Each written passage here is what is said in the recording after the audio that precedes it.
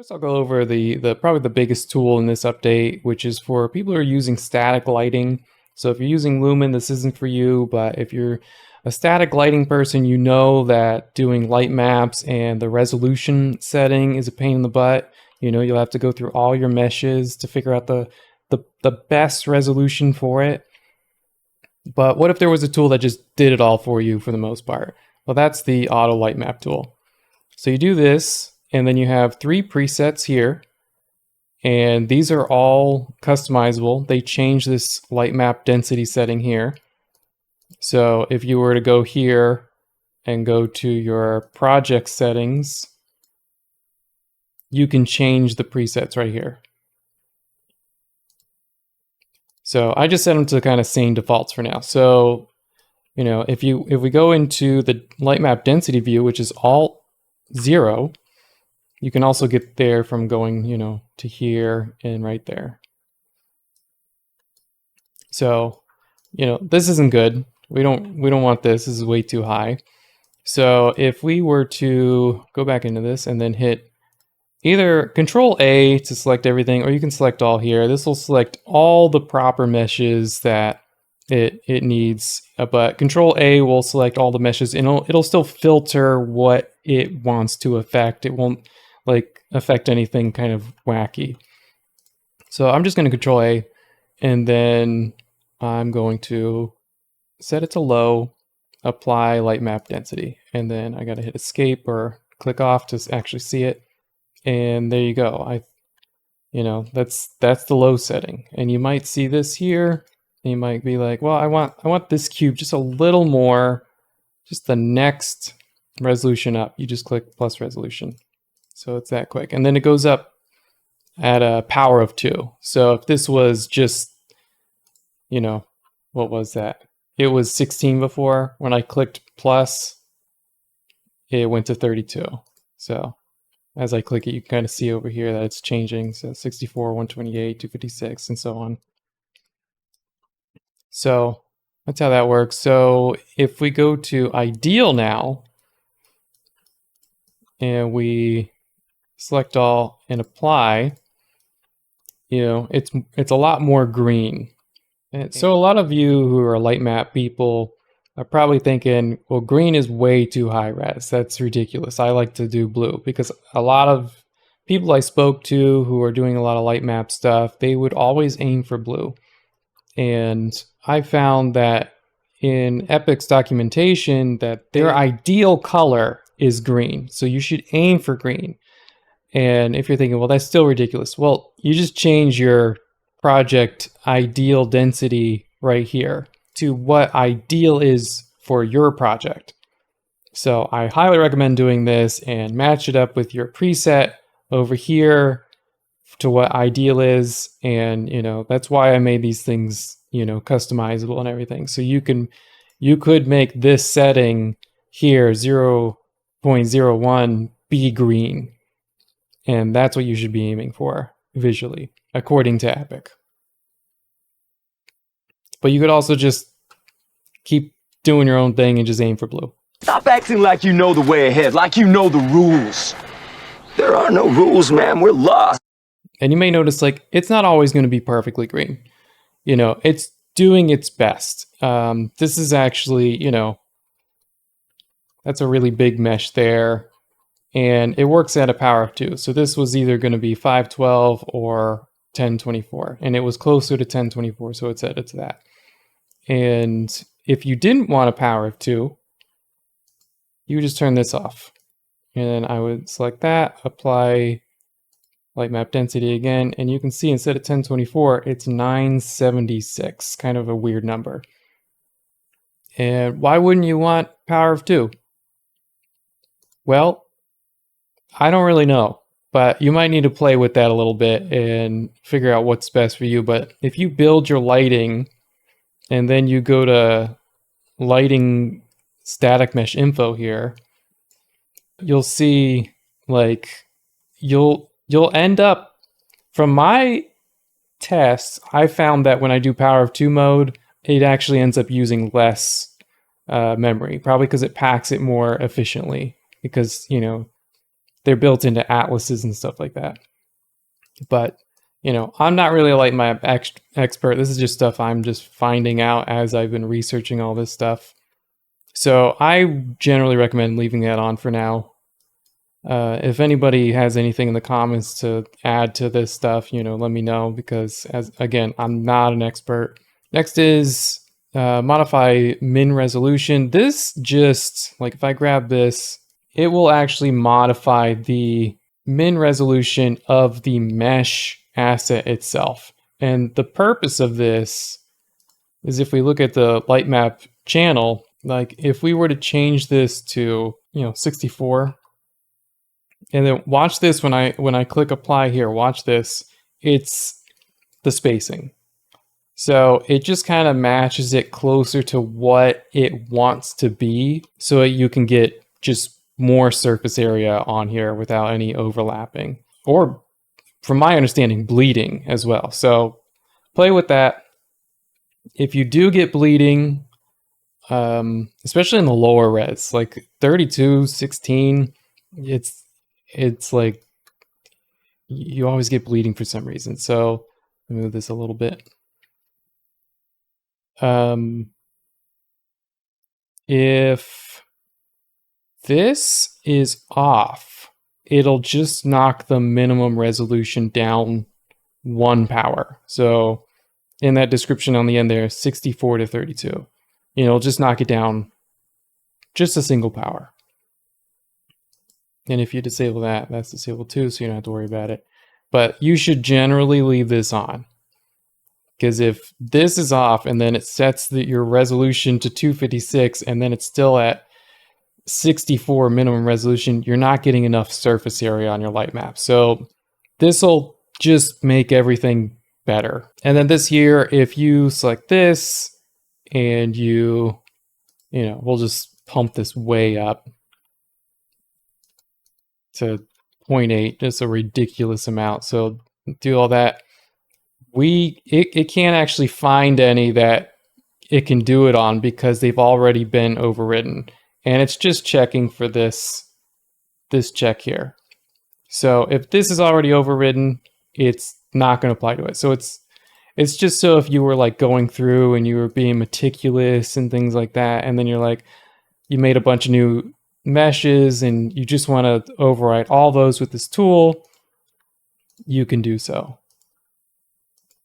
So as you see, when I click this off, this suddenly lit up, and then I can apply it. And now it's dim again because now that's overridden. Super useful just to do this real quick. And just to show you how good this is, like, you know, I just did that out of nothing here. So I'm going to build my lighting real quick, and, you know, already it's looking beautiful. That was so quick. And remember, it's not perfect. You know, the display, how this looks, isn't perfect. Sometimes you're going to get a little bit more than you were expecting, a little bit higher res than you were expecting, but you can always just knock it down if that's what you want. But for the most part, this will save you a ton of time. People have already been using it, some of my testers, and they seem to be really loving it so far. So hopefully you'll love it too. And so the next thing, I was doing a lot of dogfooding with Scythe just to build this scene and kind of see where we're at. And when I was doing some more complex geometry like this here, this kind of arch here, I noticed that when I was done, the vertices were not on grid. And that was driving me nuts. I really wanted these two things to be on grid, and you look at where it is and then you realize, oh, it's got all these fractions and stuff. How do I get this on? So I have to like type this manually and hit 0? Yeah, I do, but I don't want to do that. I don't want to do that for all my things here. So what do? You're probably aware of this. This is called the drag alignment mechanic. This is when you hold down Capslock. So this thing used to be just on grid all the time. So when you snap to another vertice somewhere, it would still be snapping to the grid. which would mean we're not solving this problem at all. But now I can grab it and use the drag alignment mechanic to snap to another vertex, and it doesn't even think about the grid anymore. It ignores the grid. So the grid is no longer a thing with the drag alignment mechanic. And so does that mean you have to do this for every single vertex?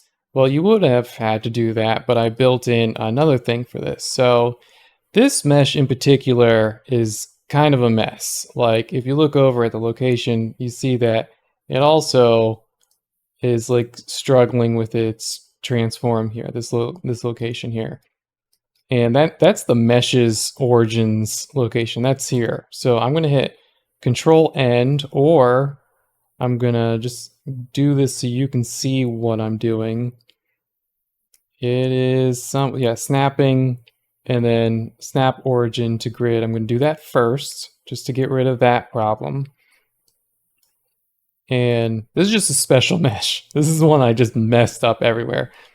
So I did that first, and now I could just do vertices to grid.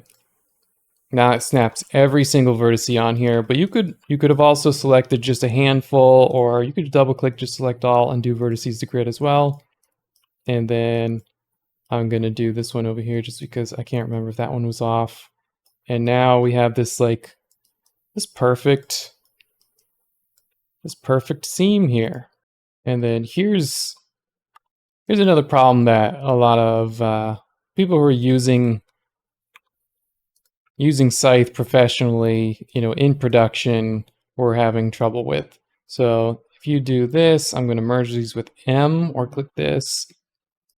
And so now I want to make sure that these vertices all along this seam here, I want them to merge. So I would have to do this, where I click one there, and then I weld two. And now they're welded. That's a ghost gizmo. Now they're welded. So I just undid that. So this is still like that. So now if I just select all these and I do weld overlapping in object mode, there, it's done. So now they're all welded. And that's just, if they're on top of each other, it'll now weld them. And so when you have like this situation where I made a new loop here, and then, you might have put it over there like that, and then you didn't notice it anymore, that there's a whole problem here. There's vertices on top of each other. If you just do this to kind of clean it up, there you go. It's all taken care of. You'll notice that it's only for the mesh. It's not for the actual vertices here. There's no thing here. I'm going to turn it into a full-blown tool so you can just kind of, select the vertices that you want welded and click it, just in case you have some over here that you don't want welded at all. And also have it to where there's a threshold, so if two vertices are kind of close to each other but not on top of each other, you'll be able to set the threshold and weld them even if they're close. So those are the big, huge changes that should help with quality of life improvements and just workflow stuff, because that was painful for me when I was building out this scene. So I can't imagine that people who are using this in production are feeling using that. So this should help out a ton. And then so next up is going back to create a block here. I drag that out like that, and just to show you this whole thing, so I'm going to drag out another. And when I change this, now you'll notice that it's affecting the last dragged out shape. This didn't do this before. You would have to do these, and then you would have to drag out a new one. It would affect the next drag out. But now you can visually see what you're doing, and then accept that, and now you can see what you did. And then also in the same vein is We have, let's just do this one. So this is the one you've been using this whole time. It's just very standard sphere. And if I click another one out and I change this to box, you can see the difference here. So that's a standard one that we've been using, and this is the box type. So hopefully that's somewhat useful for some of you. And then talking about quality of life improvements, this was driving me bonkers. I didn't even want to mention it to people because I didn't want them to think about it and realize that it was happening. So if I clicked this before, like if I did this before, this face wouldn't be hovered. I'd have to hover over a different face and then back onto the face in order for this to be hovered. Even if you did this, if you hovered over, went off into the abyss and then went back, it still wouldn't hover. You had to go over a different element ID and then back. So that's solved. Now Scythe should be like so much snappier, should just feel better. And then just another thing to drive home here, you see how there's little fractions here? That's because I was doing some weird work and that's what happened. So if I do this, and you gotta make sure you set that to 1 because it's gonna respect this. It's gonna snap to the nearest grid according to this. So vertices grid, and it snaps to the world grid, and now we don't have those fractions anymore. And then we got some new colors here. So we got green. So if you're blocking out and stuff, you want some grass. It's useful. And then if we do Shift Alt 6 to get the F, we got red. And that's useful for, I guess, things like, what is this doing here? What did I do there? This is useful for things like, actions like buttons and levers and stuff like that. So, and there's more to this patch, but I don't really want to talk too much about every little detail. These are just the big heavy hitters to me. The last one is if you're in something like block tools and you select, 1, 2, 3, 4, it'll just auto load the selection tools. So you don't have to do this and then you go to another thing and then you would have had to click selection tools again to see the contextual options here. So now it just loads them automatically. So that should save just, a little bit of time each time, but a lot of time in the grand scheme of things. And other than that, that should be it. I'll have the full changelog. So that should be it. Check out the full changelogs in the description below. And if you don't have Scythe yet and you're thinking about getting it, it's not officially out yet. It's going to be on Fab when it's officially out. It's going to be a more premium price. But for right now, to help me with development, it's $10 to get the latest build. So you throw me $10, you can get this build and you can dip if you want. You don't have to stay. Any bit helps me. I appreciate everybody who stays longer than a month too. It super helps me out. There'll be a link in the description for that too. So thank you very much, and I'll see you guys later.